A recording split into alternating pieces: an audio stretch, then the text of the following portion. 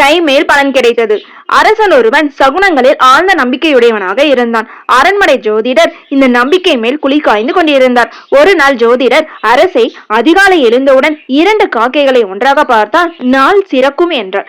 மன்னன் சேவகனை அழைத்து, காலில் எங்கேயாவது 2 காக்கைகள் தென்பட்டால் சொல் என்று கட்டளையிட்டான். சேவகன் தினமும் பொழுது விடியும் முன்பே தெருவிற்கு சென்று விடுவான். ஒரு நாள் அரண்மனைக்கு பக்கத்து தெருவில் 2 காக்கைகள் ஒன்றாக அமர்ந்ததை கண்டான். அடடா, நல்ல சகுனம், இன்று மன்னர் நமக்கு நிச்சயம் பதவி உயர்வு கொடுப்பார் என்று மகிழ்ச்சியுடன் மன்னரிடம் சென்று விவரம் சொன்னான். இதை கேட்ட மன்னன் சேவகனுடன் அந்த இடத்திற்கு சென்றான். அதற்குள் ஒரு காக்கை போய்விட்டது. மன்னனுக்கு மூக்கின் மேல் கோபம் வந்துவிட்டது. தளபதியை அழைத்து, இந்த பொறுப்பற்ற சேவகனுக்கு 10 கசையடி கொடு என்று உத்தரவிட்டான்.